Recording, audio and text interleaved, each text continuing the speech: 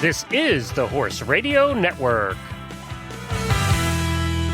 This is episode 46 of Horsemanship Radio, brought to you by Index Fund Advisors, IFA.com. Horsemanship Radio is a part of the family of the Horse Radio Network. And today, we have the legends of college rodeo stopping by, and they're going to share how their generation began to reshape rodeo and cowboys, the definition of those, and they gave it a better future.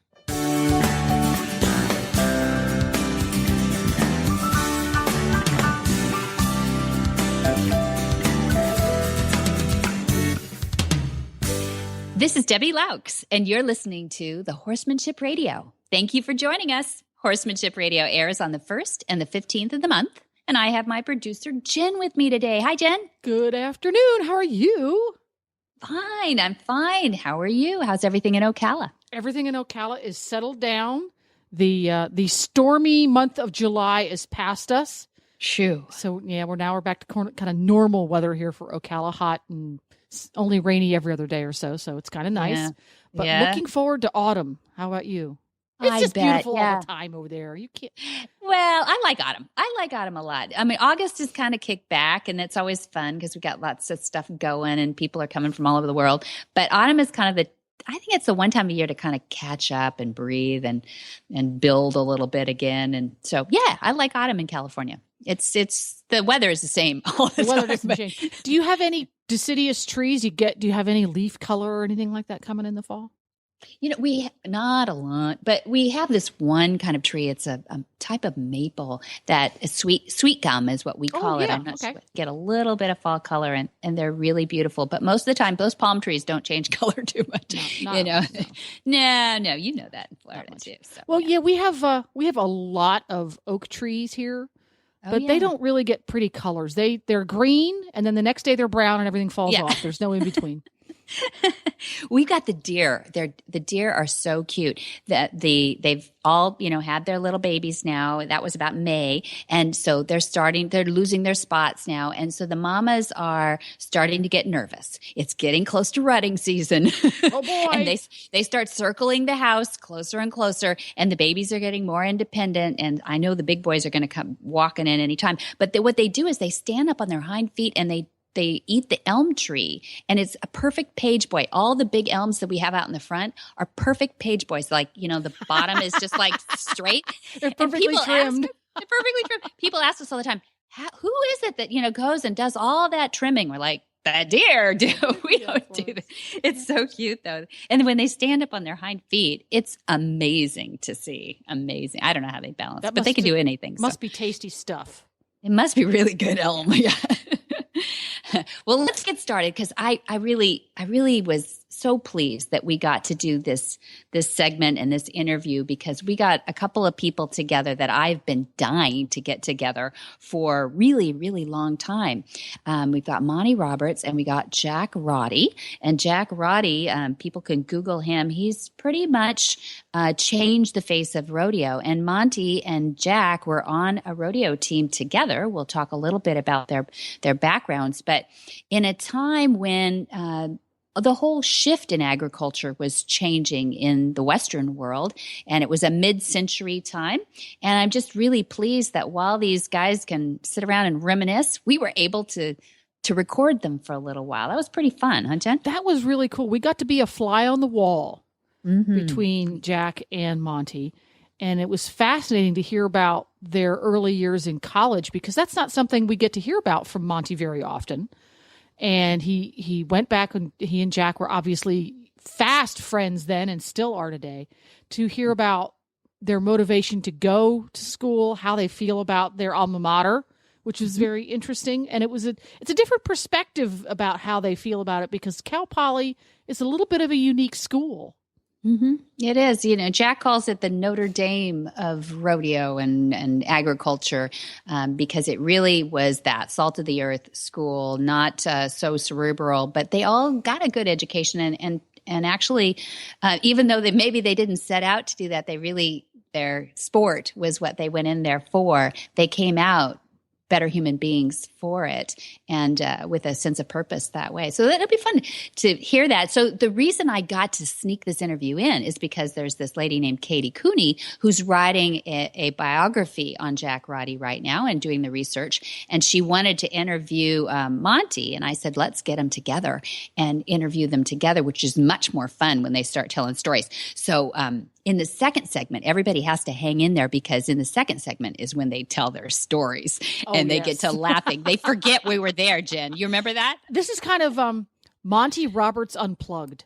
Yeah. A little bit. Yes, it's quite interesting because the college life hasn't changed all that much. Not a lot. Exactly. It's still an Animal House. Ha, ha, ha. That's right. Literally. Stay tuned. Literally. Well, let's get right to it, Debbie. Hi, I'm Mark Hebner, president of Index Fund Advisors and proud owner of Monty Roberts Willing Partners graduate, He's a Sugar Bear. You know, investment portfolios are a lot like horses. You need to find one that best suits you, your temperament, and your stage of life. Some people might like an energetic horse and an aggressive investment portfolio, while others are more comfortable with a gentle ride and a more conservative investment portfolio. The trick is to find the one that's right for you. That's what Index Fund Advisors is all about, matching people with portfolios, risk-appropriate, low-cost, and globally diversified investment portfolios. You can find the right portfolio for you by taking the Risk Capacity Survey at IFA.com. That's IFA as in Index Fund Advisors. Or you can call us toll-free at 888-643-3133. That's 888-643-3133. Photographer and writer Katie Cooney photographs and is currently writing the biography of rodeo legend Jack Roddy. She attended the Cal Poly University as well as Jack in San Luis Obispo, California. And she earned an undergraduate degree in human development. And she holds 2 master's degrees. One is in counseling, psychology, and she has an MBA. And Katie has traveled to 78 countries, and she's learned, explored, volunteered, and worked. And she now works at a nonprofit in Silicon Valley, California. She's our interviewer today, and I can't wait to see what she asks the fellas. Yeah. She knows a lot about this background, so it'll be really interesting to see how she deals with each guy. I'm ready for her to take over. So the 3 guys are Monty Roberts, Jack Roddy, and Jim Capps. So a little about them. Monty Roberts is known as the man who listens to horses by the same book title that he wrote. He is a creator of the world-renowned and revolutionary equine training technique called Join Up. And he travels around the world demonstrating that nonviolent horse training creates breakthrough performance and creates a partnership with your horse. He also graduated Cal Poly State University. He was a triple major in San Luis Obispo, and he was on the rodeo team with some of the legends of the sport. So our first guest. Now, who comes up next? Mm-hmm. And then Jack Roddy, who is the subject of this book that Katie is writing. Born in San Francisco, raised in San Jose, California, and then went to Cal Poly in San Luis Obispo, and he graduated with a degree in animal husbandry. And when he joined the Cal Poly rodeo team in 1957, they won the National Intercollegiate Rodeo Association all-around cowboy and team that year, his first year. And he became a powerful force in steer wrestling, sometimes called bulldogging, in the early 1960s. And he went to the National Finals Rodeo, that's the National Pro Rodeo, for the first time in 1962, pretty darn young. And in 66, he won the World Championship in steer wrestling in 66 and 68.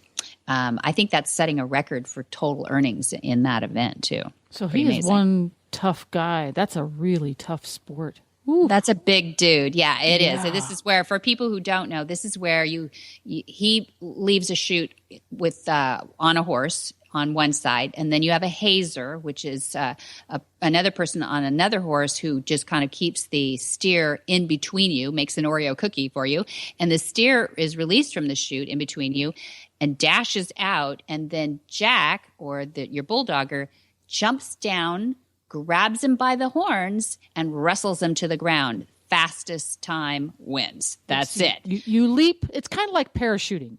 You leap from a perfectly wonderful horse onto the ground. Yes, exactly. Well, you don't even get the ground. You leap onto the horns You first. leap onto the horns of a cow. Yeah, crazy. I can't wait to hear about his stories for that sport. And then we also have Jim Capps on the show, too. Yeah, and Jim was like the team mascot. He was supposed to hold these guys together. Poor Jim. What a job. But he was from Oklahoma, and Jim Capps moved to California in 1960, and he settled in Santa Maria, which is pretty close to where Cal Poly San Luis Obispo is. And he was a competitive team roper, and he was on the rodeo circuit for decades after that, and he still ropes today.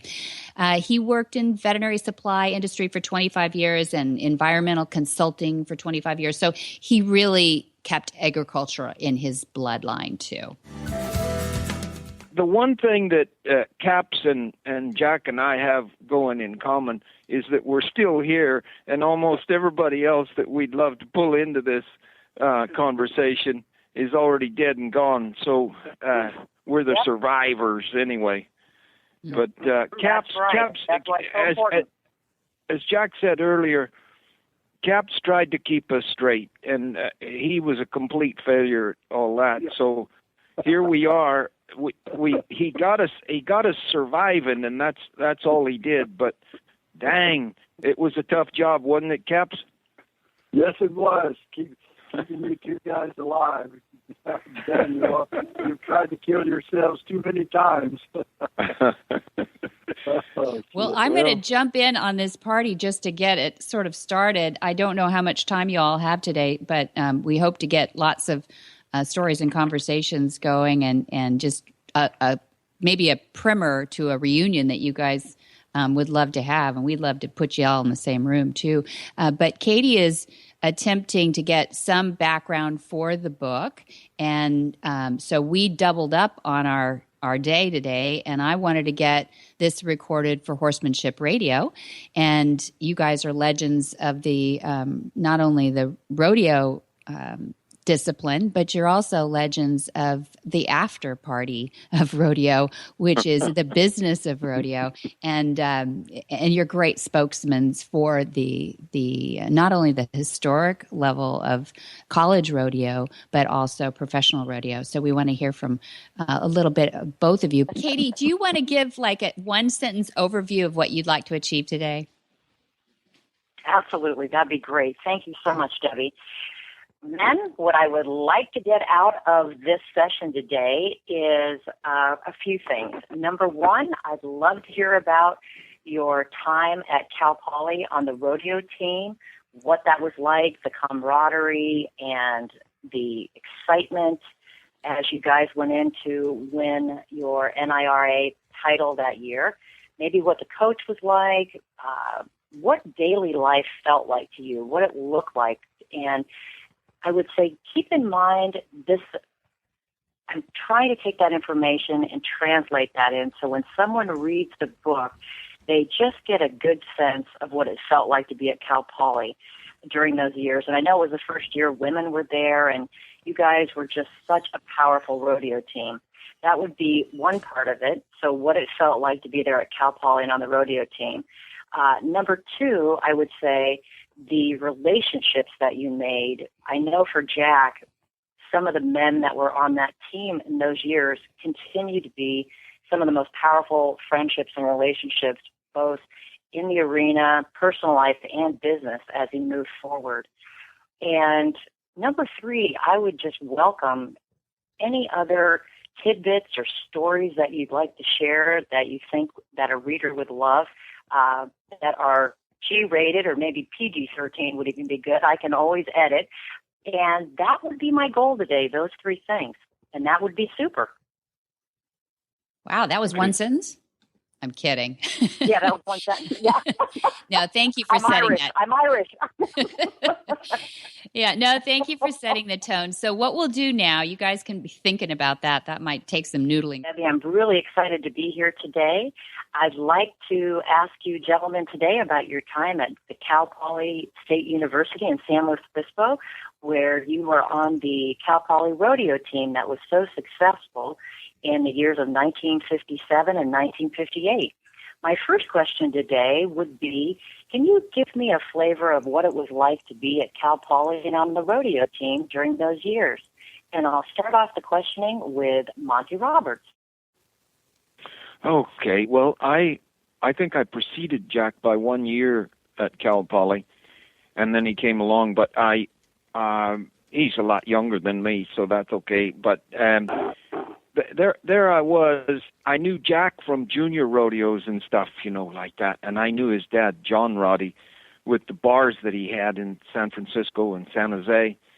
And, it was a prominent family. So to have somebody coming in like that, and I had just won a national, whatever you call national championship before that.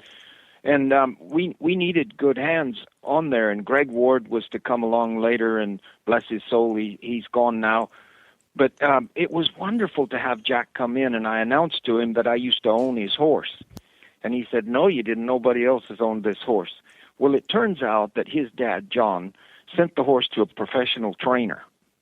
And that trainer needed money at times, and he sold me the horse from Jack's dad. And then I had the horse home. I was real proud of him. I loved him to death. And I was roping on him and everything. And here comes Jack's dad and says, "That's my horse." And he gave me my money back and took the horse. I only paid $750 for him, and he was worth anything. I mean, he was a nice horse. And that's how Jack and my relationship started at Cal Poly.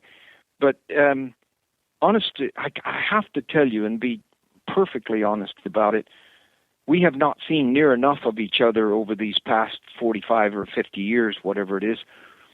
But Jack is always there, third base, in my thoughts, my mind. I kind of base it on him. I had John W. Jones as one of those bases of solid foundation, too. And then we lost John a couple of years ago. But Jack is out there. He's out there, and he's a balance point for me, something that I can reach to in reality. The ground level kind of friendship that we had is just off the charts. And, in those early days, it was Caps, too. And Caps helped me get down the road. He helped take care of horses, warm up horses, and do all the things that I needed done. And that relationship never goes away. That foundation, that reaching out to a solid place in the middle of the river, those are the kind of people they are, and that's the kind of relationship I started at Cal Poly with Jack Roddy and Jim Caps, and it's just gone on. Excellent. That's wonderful. What was your experience on the rodeo team and the camaraderie that you guys felt? You asking Monty Roberts? Yeah, Monty. Yeah, sorry. Let me ask you that. Well, Jack Roddy was the closest to me on the team. I don't know. I was like an older brother, I guess, kind of thing. And it was a very close relationship. Greg Ward, close too. Greg came in damaged goods. He had a tractor roll over on his head, and he had no lateral vision. But man alive, good thing for everybody else that he had no lateral vision, because he went on and won 16 world championships without it. And he was close too. But Greg was a beginner in rodeo, kind of a upcomer in rodeo, and he wanted to get over into the horse shows. But Jack and I were in full swing and trying to go down the road and earn points and do well. And so it was an extremely close relationship, like a family would be. And I can't remember a time when it wasn't fun. I cannot remember a time when it wasn't fun to go down the road with Jack and Jim and Greg Ward and people like that. Excellent. And Jack, how about you? What is your recollection of that time? Well, my history goes way back with Monty. Till 1946 or 47, Monty was a tremendous horseman. And I've always admired great horsemen. And when I was a kid, I was 9 years old. In fact, Monty's got the program, gave me one. I think he still got it, where I showed a horse against him at the Salinas Rodeo. I think it was 46 or 47. in the bridle class. Monty, you remember that? Yeah, I do. And anyway, Monty was a tremendous horseman. And my dad, his dad roped down there. My father roped in the single steer roping at Salinas. So I think Monty's the oldest guy that I know that I rodeoed with and did things with. We were 9 years old when I knew him. When I went to Cal Poly, I really didn't go there for an education. I went there to rodeo because I was a professional when I was 15.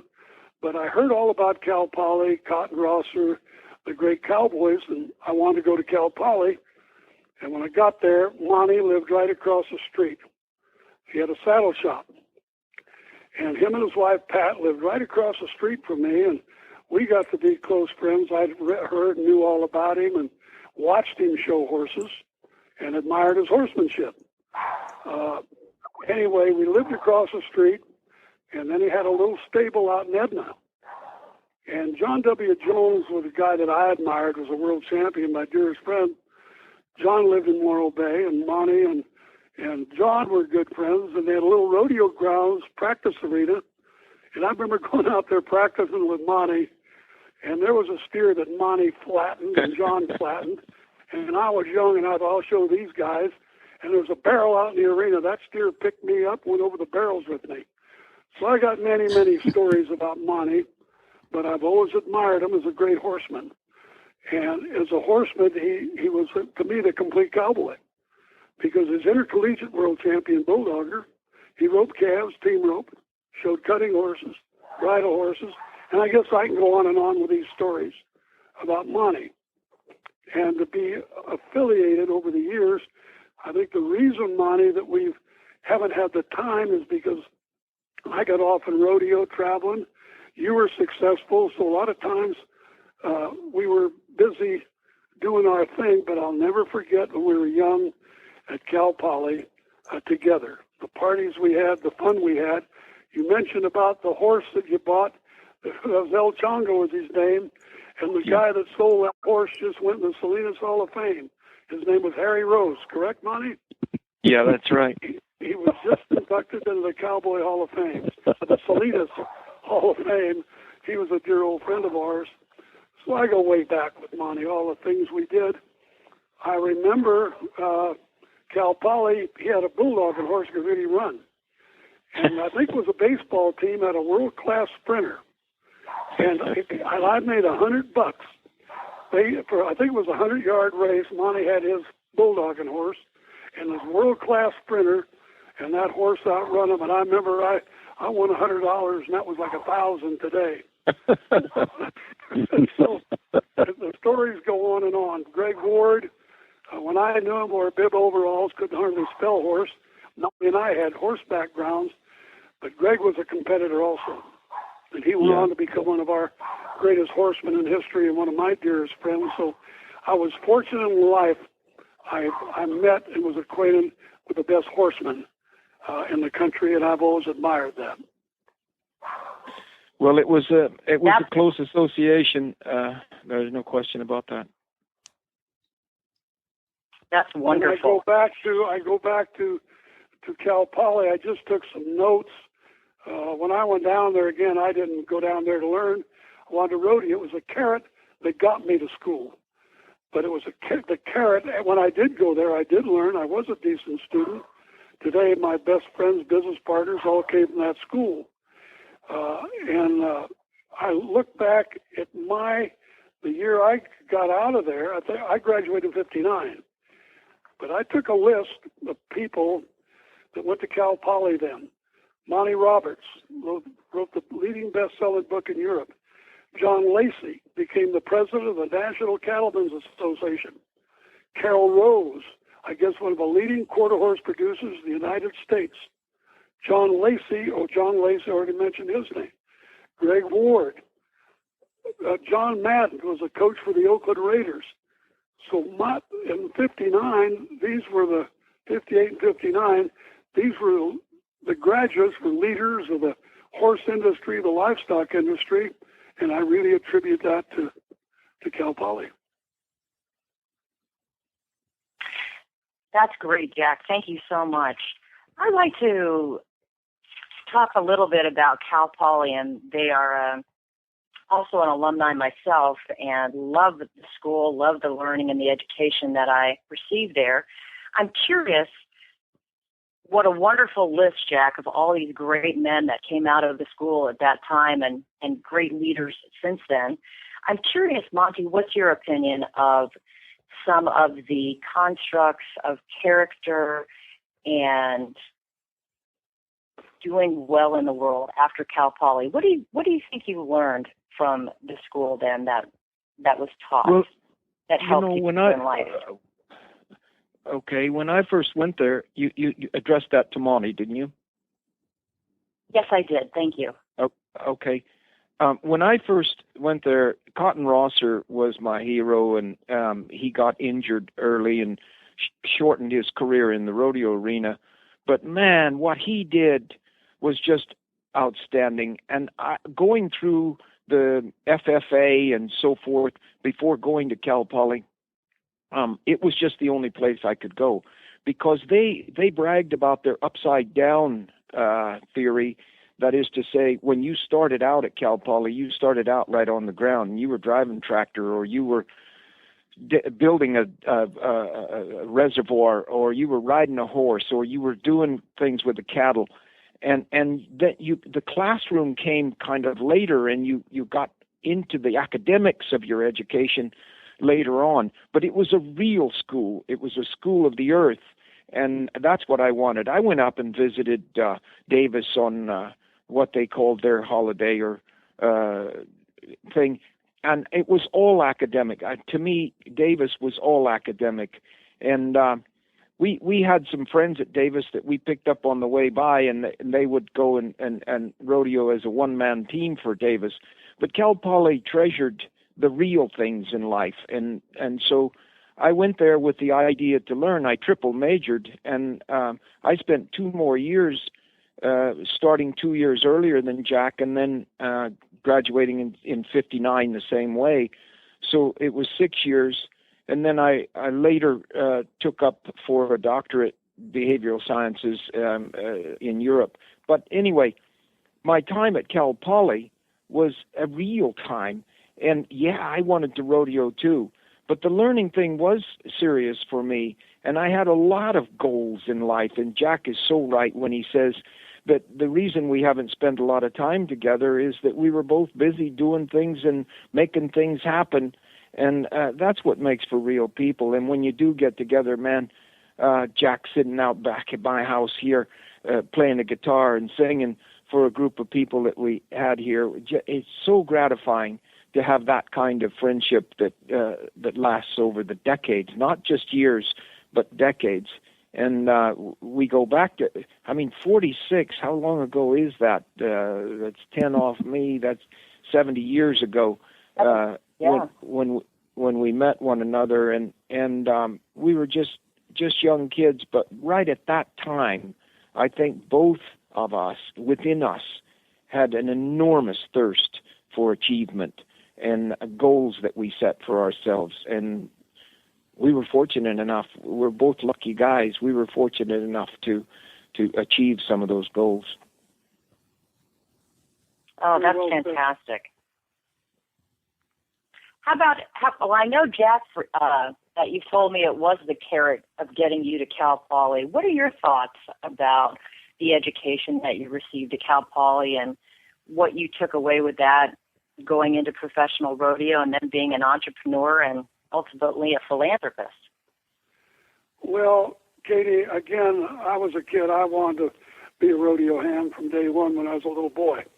And Cal Poly had like Monty said, Cotton Rosser was my hero when I was a kid. He used to do ads for Don Hoy Hat Company, was well-dressed, looked like a cowboy, acted like a cowboy. And he was the guy that I originally looked up to, because he set the standard for me what a cowboy should be. And he came from Cal Poly. So when I went down there, I remember going down there I bought 4 steers, cost me $90. I was broke, and I bought 4. I went down there with a cattle truck with 4 bulldogged steers that I paid $90 a piece for, and a bucking horse called Pinot Pete. So I went down there to rodeo. I remember 15 years ago, they were going to disband the Cal Poly rodeo team, and Cal Poly was a Notre Dame rodeo. I wrote some names down here between Monty Roberts, Hall of Famers, but Tommy Ferguson won 6 all-around championships of the world. John Miller, twice world champion. Bill Nelson, world champion. Ned Londo, Cotton Rosser. Chris Libbert was twice all-around champion of the world and calf roping world champion. Jesse Segura and Ben Londo were intercollegiate all-around championships, and John W. Jones Jr. won 3 world titles. So Cal Poly was always, to me, the Notre Dame rodeo, but what it did, it got those kids, including me, who wanted to rodeo, the carrot that got us there. And I remember they were going to stop the rodeo team because of the funding. They were going to take the arena down, and we put on a function here at the ranch. And that year, we raised $250,000 for the rodeo team between the new arena and scholarships. And there wasn't a person that I didn't pick the phone up to that didn't jump on this. That year, I think we fed 1,300 people at a golf tournament and a horse sale where 9 horses bought $90,000. And 2 of those were Monty and Pat Roberts' horses. So the support of all these alumnus that got in here today, we've got a tremendous rodeo team, beautiful arena. But I remember getting up and speaking. I said, I'm not supporting the rodeo team to create a lot of great cowboys. But it was a carrot that got me there, and we got to have our youth that likes the sport of rodeo to go to school to get an education, because I could honestly say everything I got today really came from my background at Cal Poly. My bankers, rodeo partner, Jack Sparrock, it goes on and on, all came from that school. So I firmly believe in Cal Poly. We're really excited because Sean's Omega Fields company has done something amazing for one of our test horses. His name is Cadillac.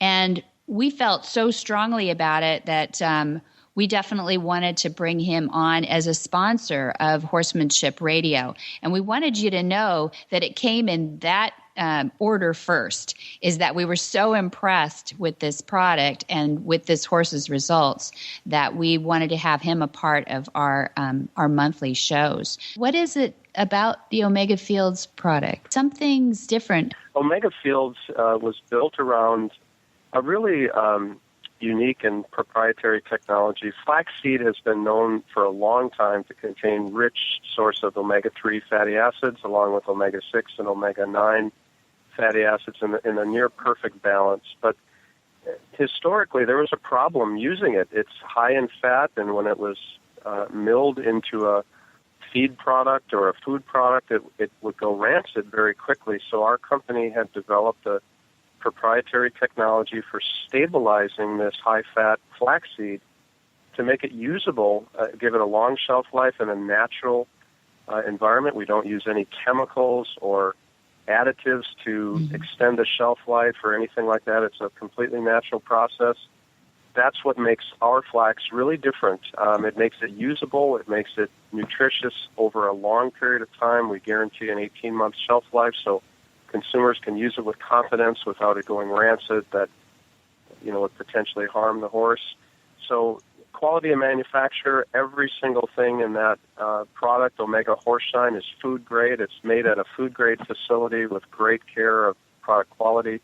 The stabilization technology makes that omega-3 nutritional value locked in and usable for a long period of time. So proof is in the pudding, so to speak, that it really works. You'll see dramatic results in a fairly short period of time.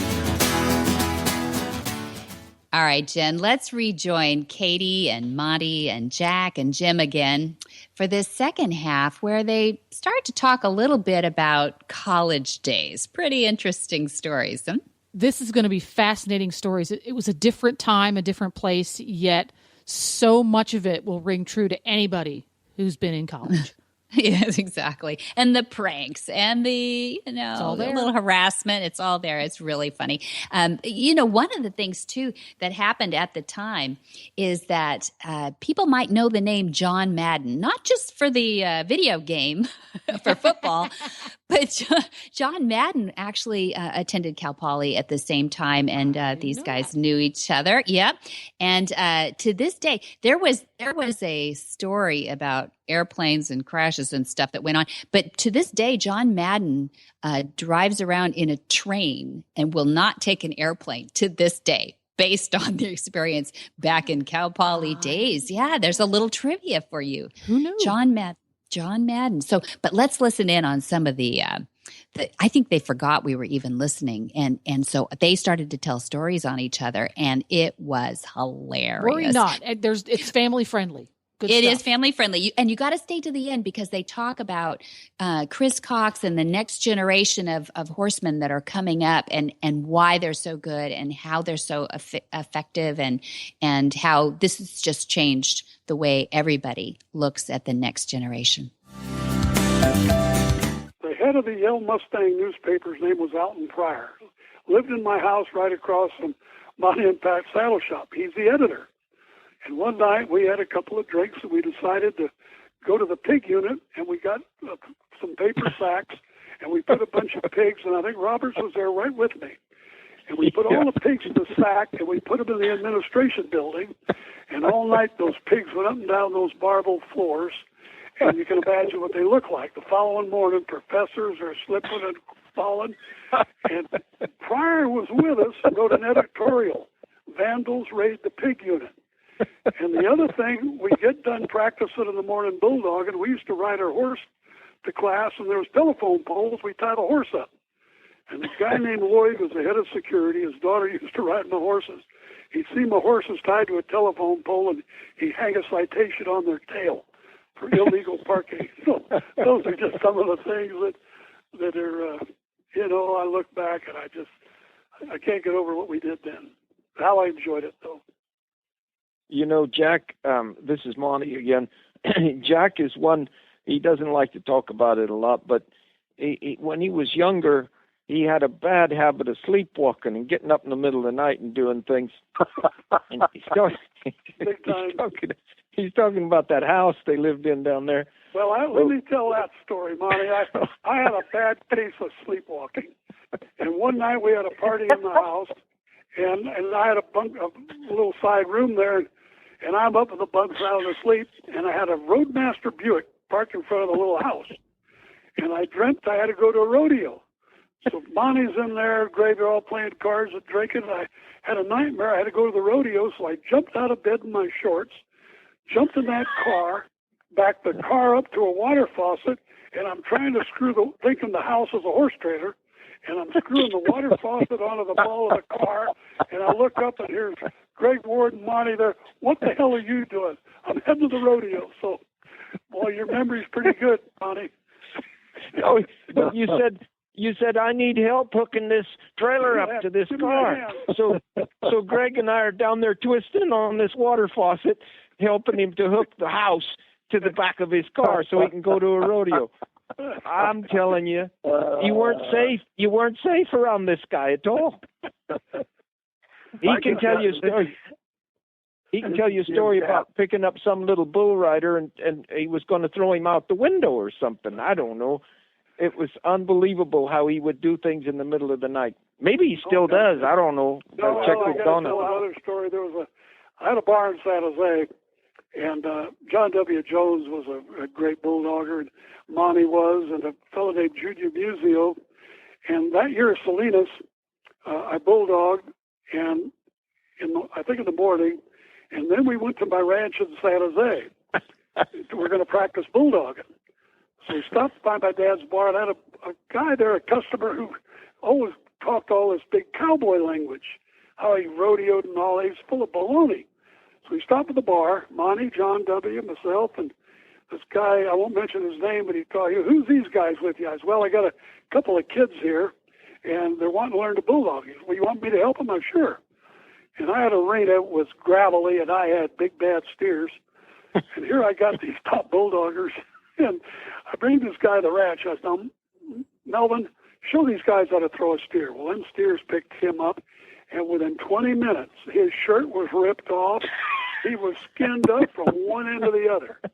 And I said, well, you kidding? He was a weightlifter, wasn't he, Jack? Yeah, Jack, a big tall wasn't guy. he a weight? He a was huge guy. a hod carrier. He was a hod carrier, Monty. Big, thick guy full of baloney. But he was Okay. going to help. Huh? I won't tell Okay. his name because his family might read the book. But he was going to help Monty and Jones, and within 20 minutes, there wasn't a shirt on him. He was peeled up, and I'm laughing at him. So finally I said, well, hey, you kids, you learned something? So Monty gives a shoe, wham, John W., wham. And this guy kept looking around. He said, these guys bulldog pretty good. And I said, well, they watched you, Melvin. So that night we went down to my dad's house, and pretty soon this guy knew he was set up, and he told Monty, he said, well, I might not do that, but I can wrestle. But he didn't know Monty was an intercollegiate wrestling champion. So Robert said, let's find out. And out in my dad's patio, he took this guy, and I mean from one end to the other, run over him. Monty, you remember that? Yeah, I do remember that. I don't want to tell that story too often. Pat gets upset to hear it, but I got away from that wrestling, Matt. But I did wrestle a lot, and this guy was, like you say, he was a great big guy with a lot of talk, but he didn't know how to wrestle at all, and it was a lot of fun. It was absolutely incredible. That remember the horse that I took up there that Muzio was going to jump a steer on? Yeah. We called her Misfit. That's right. She could run. She was AAA on the quarter horse racetrack, but you had no control whatsoever. Isn't that the horse we ran against the guy in college? That's the one we ran against the world-class sprinter in college. Sprinter. Yeah. Yep. And she beat him all the way. The first bet was at 17 yards off the starting line, and everybody knew that a man could get off the starting line quicker, but 17 yards was the first bet, and she won all the bets all the way down the racetrack. So horses can outrun humans. That's no new news nowadays. Yeah. And you know, we had that guide up there teaching us how to cut up beef and stuff, and that's how Pat and I lived. I had a calf that I tied down, and then we bulldogged him, and then we team roped him, and then we ate him for 2 years after Pat and I got married. And it was just between us and starvation. But my parents gave us a big freezer as a wedding present, and that was our food. So you and I have a lot of similarities there. I mean, if you stop and think about it, it was that education. I'm sitting here in a house that I don't even want to tell you what it's worth. I'm sitting here overlooking a farm that is just incredible. We're the luckiest people on earth, and I don't think if we'd have just rodeoed and done our thing, I don't think without a reasonable education that either one of us would have, managed to make it through to the academic level that's necessary to become a success also in your life. And here's Jack with a golf course and a farm in Brentwood and a beautiful home, and here I am, really the luckiest man in the world. I just don't think that without Cal Poly, and Cal Poly should step up and cite us in some way as being that kind of role model that they would like their present day students to emulate. I think it's incredibly necessary. We emulated Cotton Rosser because of his excellence in the arena, and something has to spark people to get an education and find good goals for their life instead of just becoming useless people. And a lot of times we watch good people in rodeo that just don't have anything at the end of their athletic days. And Cal Poly makes a difference in that area. Yeah, very much so. I look back at my own career. I was able to, through an education, able to speak, and I go back to the sport of rodeo was bred by, I call animal extremists. And I was able over the years to stand up on television or radio the same thing you've done, Monty, to be able to speak, to defend our sport and to defend our industry. But it takes education to be able to do that. So that's why I strongly believe we need to have, especially today we're being threatened in agriculture and so many different areas, that we need young people to be able to stand up and defend their industries. It's so true. And, it's funny, Jack and I align ourselves with the same conclusions in so many ways. I started in the 1950s to say no man would hire you to rope his calves like we rope them in a rodeo, and we ought to start thinking about making the calf roping a little more like we would do if we were in a ranching setting. And the team roping is good enough. I mean, that's the way you would doctor cattle and one thing and another. But the calf roping doesn't make any sense to me, and it's been a weight around our neck in rodeo for a long time, and a lot of the rodeos have it after the hours and stuff. And I still think that we could be a force for good if somebody wanted to listen to us in terms of ameliorating some of these things that the PETA and some of these organizations would find inappropriate about rodeo, because for the most part, the animals are revered, they're loved, they're treated well. They have everything going for them, particularly the bulls and the bucking horses, that PETA would say are antagonized or dreadfully treated. That's just not true. It's just not true. And most of rodeo is very kind to animals, and they love their animals. And I just don't think that the calf roping does us any good, and I'd love to see them change it to be more user friendly. And Monty, I want to just say something. In my era, including your father and my father, with horses, when I was young, they didn't treat horses the way they should have. And I remember my dad doing things to horses now that I look back, and I knew then he's doing the wrong thing. And I remember I went, one of the first real good horsemen that I ever saw was Bill Linfoot. He was at Pleasanton. Bought him 2 wild studs, he roped them, and anyway, within 40 minutes or so, he had them half gentled. I think it was a horse that Jones's had that had bucked your butt off. If I remember right, it was a gray or a pinto. And you had that round circular arena, and you did a demonstration without ropes by using horsemanship and knowledge, and within 20 minutes you were on them. I remember going to the Cow Palace. You did a demonstration, invited myself and Donna, and Jack and Phoebe Cook was the president of the Cow Palace.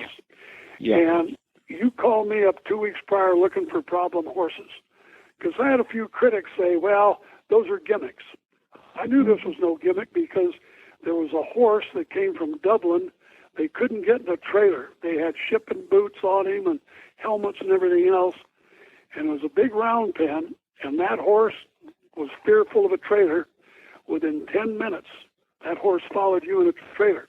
So what you were teaching was kindness to a horse and an animal, and I firmly believe that. So the message you sent, today people are looking at this a lot different. But it had to come from somebody, and I go back to yourself, what you did.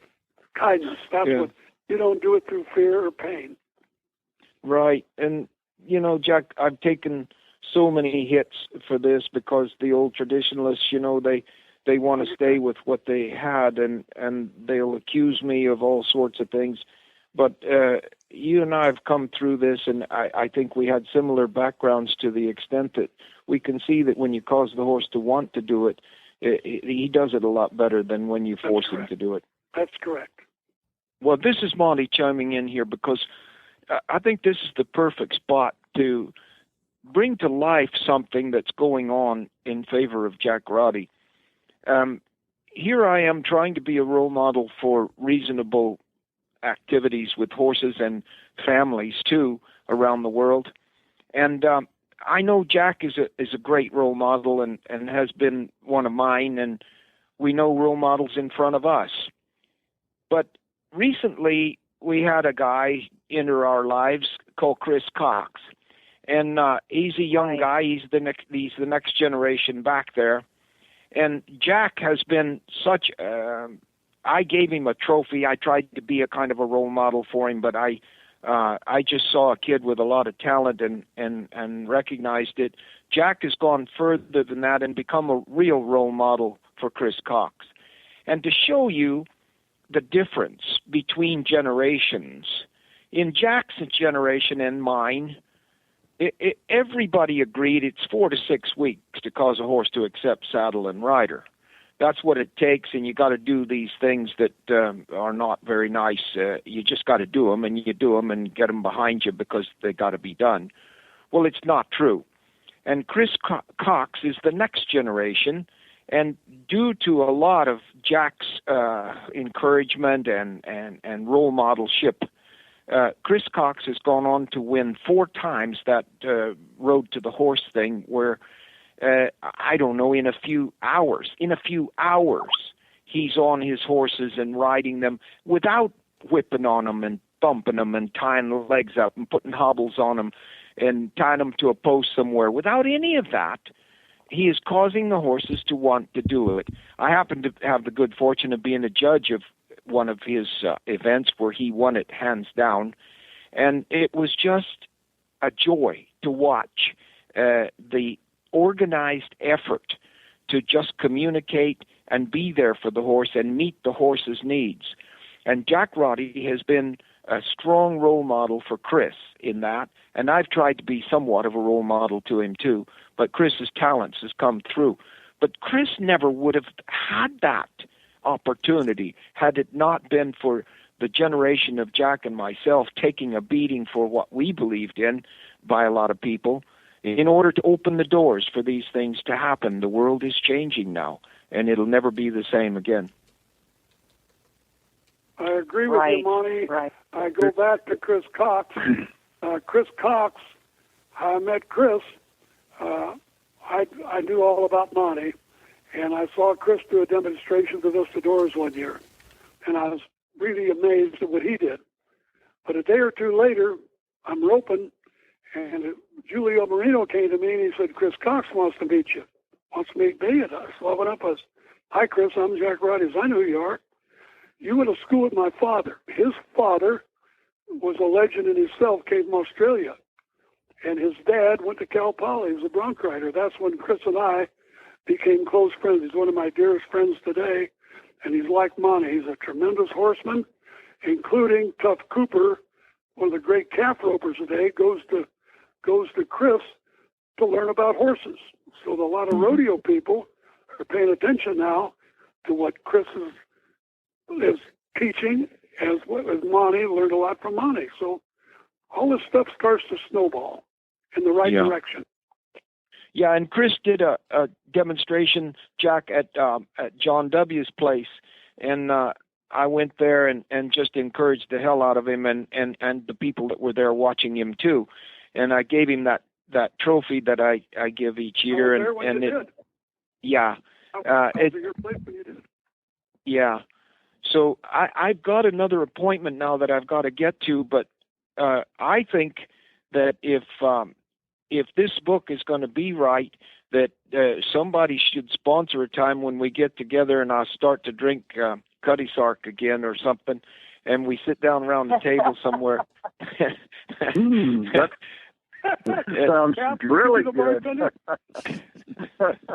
Well, actually, Monty, this is Katie Cooney once again. That is a brilliant idea, and I have to say I was just in San Luis Obispo last weekend, and I have been working with the special collections librarians there, and I've also had the good fortune to meet President Jeff Armstrong, the new, very friendly to ag departments and the rodeo team at Cal Poly, and I'm in dialogue with him, and my vision for this book is exactly what you're saying. I would love to do a book signing and a conversation with all of you at Cal Poly and really make it quite an event on campus where we bring Jack and you, Monty, and Jim, and gosh, we could get Chris Cox in there. That'd be great. John W. And Jones maybe Debbie. Yeah, John W. Jones Jr. We'll get a good list, and what we could do is even Debbie and we could co-moderate it or do something like that. If Debbie, you'd be up for that. But I think it would be a tremendous opportunity for not only you men, but for the legacy of Cal Poly to have you all there. And Monty, I so appreciate your time today. It's just been absolutely fantastic to hear your thoughts about Jack. And of course, it validates everything I know about him, but it's good to hear a few more stories. Well, and just thank you for your time. And we'll just keep building on the base. Before Monty goes, there's another boy that's really Jack's hero, and he's done a lot for rodeo and everything, and that's Randy Bernard. Oh, yeah. Man, he graduated at Cal Poly. Yes. And he's really a man that we need. Yes, you betcha. On that conversation. Yeah. We could have a hell of a time there and have a lot of fun.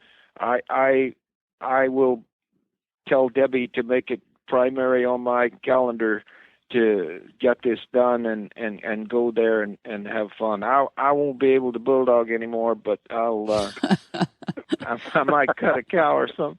But anyway, we'll have a barbecue. And Jack, you and Donna, just know that I'm out here and I think about you guys every single day, and you are my base of balance. Well, I appreciate that, Monty. Vice versa. Yeah, Okay. Monty, you're a good friend of mine and our family, and Jack both. Yeah, both of you guys are.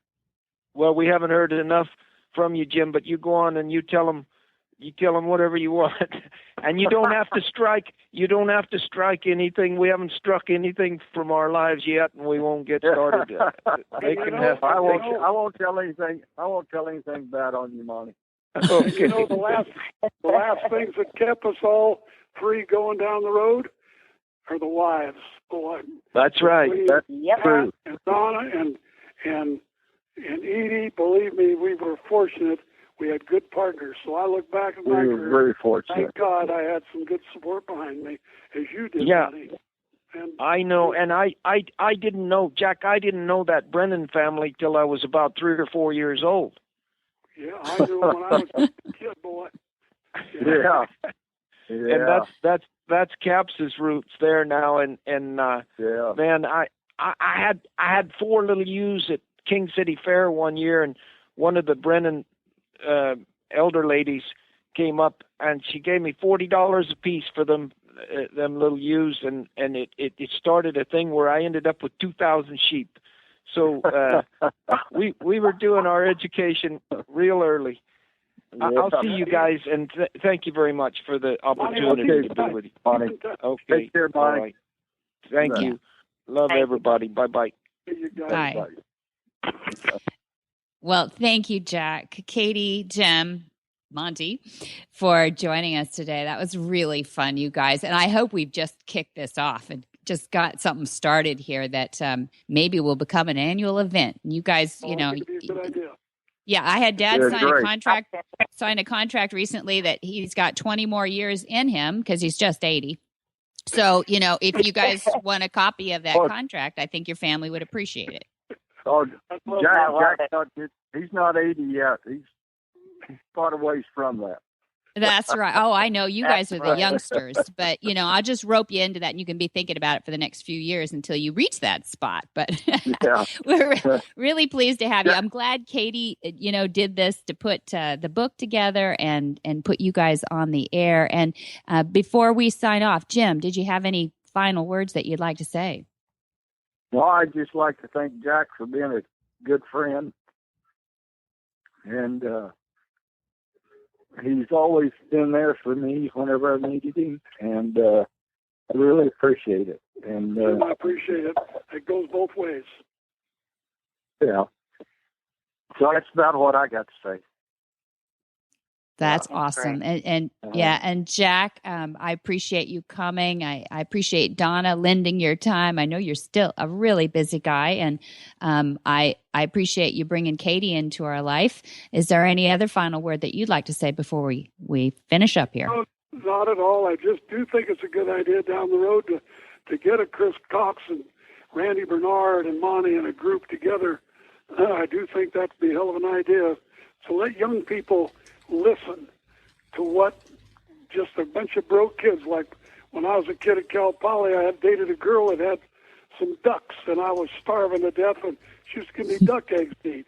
So I started out like Monty did, with not a lot, but over the years, through hard work and honesty, integrity, whatever you want to call it, desire, went on and did things. And that's why I think it's important for the young people today to know that we weren't just handed a golden parachute. We had to work for it and get that message out to the young people. Absolutely. Just the kind of story our kids hate to hear, but it's absolutely true that hard work, nothing beats it. You guys throw in a little talent and athleticism over the years, but you're smart men, and you've really taken it to a distance that we could never enjoy in our generation. So maybe it'd be fun to get, maybe the second generation, maybe the kids together with you guys, and when we all meet up, and we'll tell stories on each other, I guess. Good. Well, I'll be glad to do whatever. Okay. Well, thank you so much, all of you, for joining us on Horsemanship Radio today. Hi, I'm Monty Roberts, and I know that I'm transforming the lives of horses globally.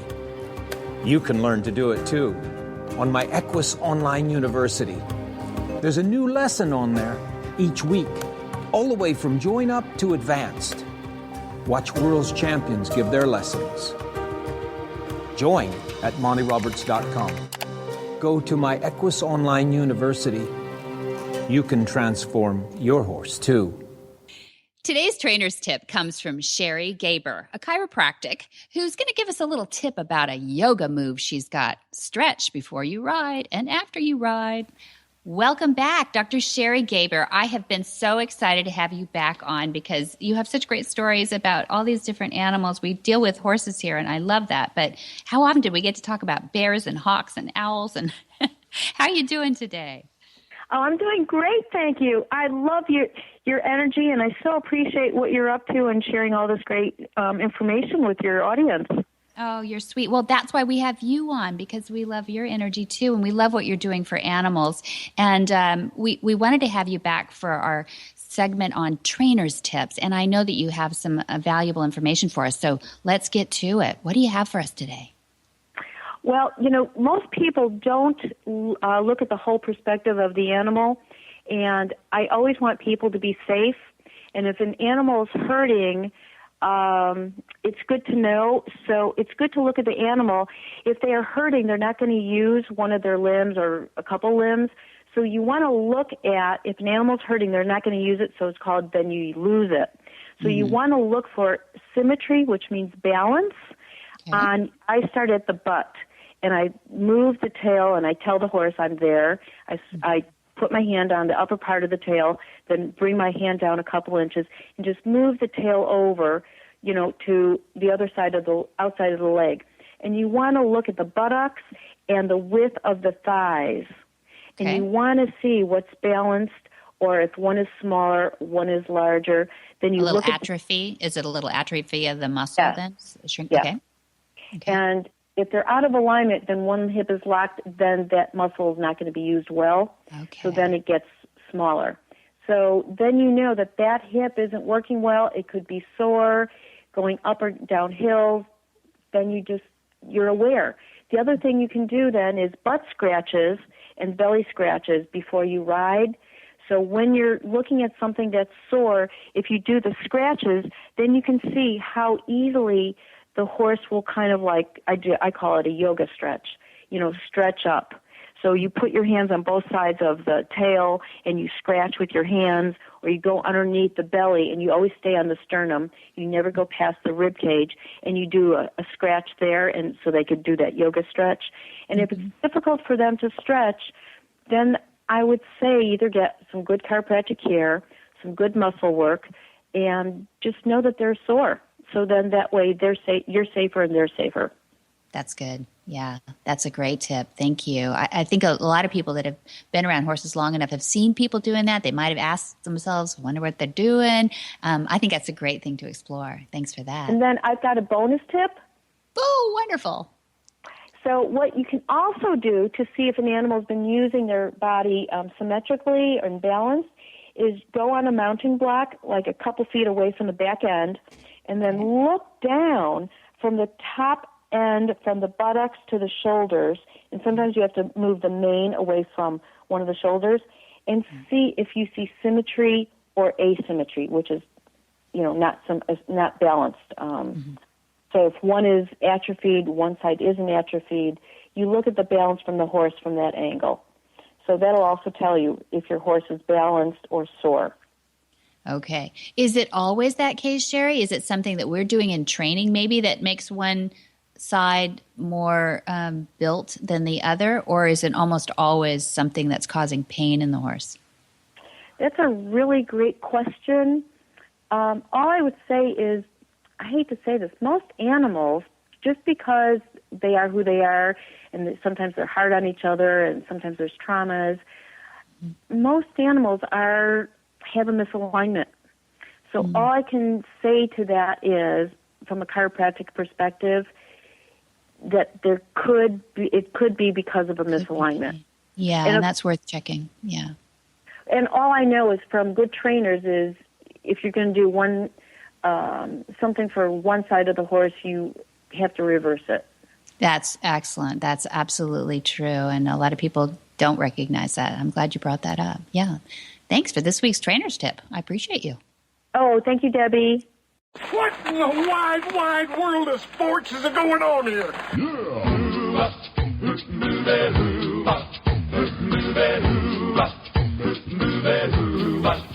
Where in the world is Monty Roberts?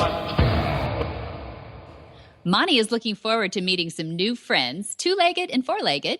September 5th, 2015, we've got the Night of Inspiration coming up with Monty and Pat at Flag Is Up Farms in Solvang, California. And then he's off to England, and October 10, 17, October 23, 29, and 31, he is going to be top to bottom, side to leeway, seaward, everything. It looks like over England. Oh my gosh. He actually crissy-crosses and ups and downs. It looks like a corset, kind of.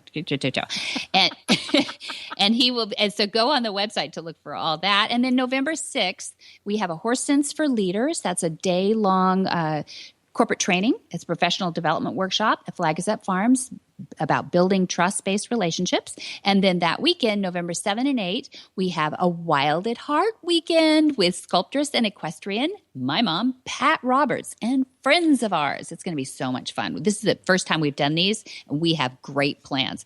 It involves artwork and horses and riding and an award and all kinds of crazy stuff. Cool. Ladies' Day. That's right. That's weekend. Right. And you can find all of that at montyroberts.com, the website, or you can call at 805-688-6288. For details about today's show, you can go to the webpage for this here podcast. That would be horsemanshipradio.com, where we will have links to today's guests, cool pictures, maybe one or two of Monty back in his college days, and some information about our guests. And as always, we love to hear your feedback. So you can follow us on Facebook at Monty Roberts or on Twitter at Monty_Roberts. Go get the app for your iPhone so you'll never miss an episode of Horsemanship Radio or any other Horse Radio Network program. Go to your app store and search Horse Radio Network. You can download that app today because it's quick and it's free. That's right. And we want to thank our sponsors, the Equus Online University, Omega Fields, and IFA.com. Couldn't do it without you. Be sure to visit all our other great shows on the Horse Radio Network at www.horseradionetwork.com. And until next time, have many happy horse hours.